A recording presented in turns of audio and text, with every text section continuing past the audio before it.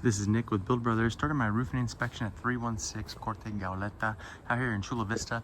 We always like to start underneath the eave of the house. So your eave of the home is going to consist of typically your fascia board, which is being covered by these gutters. So your fascia board, you got your rafter tails, and then you have your starter board. And the reason why we like to start underneath the eave of the home is that it gives us a good idea about what kind of wood damage we can expect on a project like this. It also shows us, you know, if the house has been well kept. We can see there's been a bunch of bird nests underneath these eaves, but the homeowner's done a good job of, you know, making sure these eaves stay nice and clean. So it's really good to see that. I'm gonna work my way up to the top of this roof. This is a concrete tile roof, a concrete S-tile roof. We got some drip edge here. We have bird stop here, so both these are fantastic. Bird stop enables or stops any kind of wind-driven rain, fire embers, birds from getting underneath the tile itself. And then you have your drip edge, which allows the water to run off of the drip edge as opposed to, you know, just running down the wood itself. So it helps preserve the wood as well. The tile on this roof is in good condition. Concrete does get stronger as it ages. So this tile is going to last a long time. Now the most important part of a roof on any concrete tile roof is the underlayment. So I'm going to show what the condition of that product is in too. But we do have a bunch of cracked tiles on this roof. I got some over here. I got a couple over here, one there. We got another one down here. And obviously some here too. We got a bunch of solar panels on this roof. I'm assuming the majority of these cracked tiles came while the solar was being installed. But again, you know, this isn't the tile's fault. Again, the tile's in good shape. We just need to go ahead and fix those cracked tiles or go ahead and replace them. Again, more solar panels over here on this section as well. And it looks like these are two separate systems that we have on this roof here. And then we have more solar panels on this side as well. Now, a couple things that I like to look at when I'm on these clay tile roofs or concrete tile roofs. Obviously, I want to show the underlayment, but I also want to look at the exhaust ventilation. We have O'Hagan vents on this roof. It tells me this roof is probably around 20 to 25 years old. And then I want to look at the condition of the penetrations themselves. So you can see the sealant around the majority of these penetrations has started to go. The mastic that was used to kind of seal off these vents, the oils on that material have started to evaporate. They start to crack, and then every time it rains, water moisture comes down. So we're going to need to reseal those. We got some cracked tiles again all along here. Mortar looks to be in pretty good shape on this roof. Still doing its job. You can see it's not cracking. And then we have these valleys that are nice and open as well. I love to see that.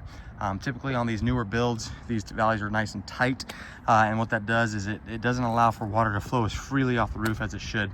So we have some cracked tiles over here that kind of got stuck in this valley. But because these valleys are so open, that water can kind of just flow around them, and it's not going to end up diverting in areas of the roof that's not supposed to. So again, good sign. But we got more cracked tiles over here in this section, so those will need to be addressed over here as well.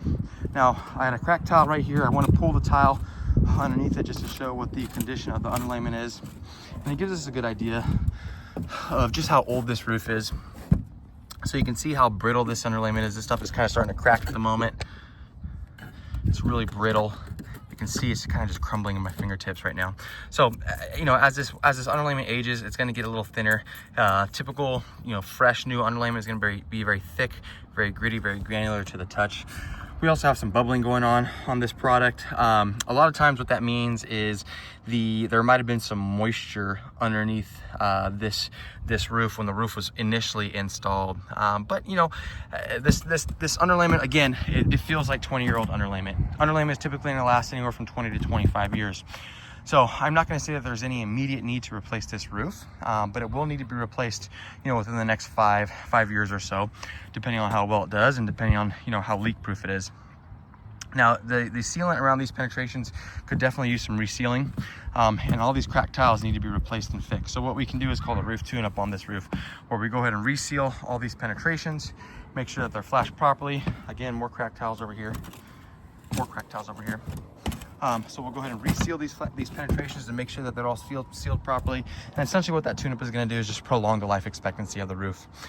When it is time to replace this roof, obviously the new homeowners can be proactive and go ahead and replace it as soon as possible, so that they don't have to deal with any kind of leaks. We can fix that problem before the leaks actually occur.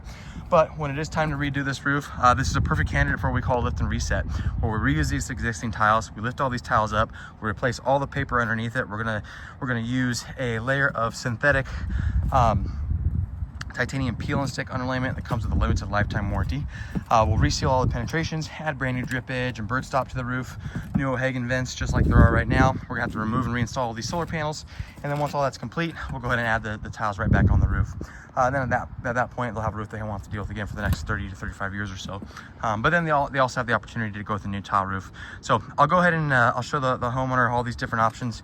But you know, as far as what needs to be done today, I don't think the roof needs to be replaced immediately, but it could go for a roof tune-up just to ensure that those broken tiles are fixed and that the sealant around all the penetrations is taken care of as well. That's it for my inspection.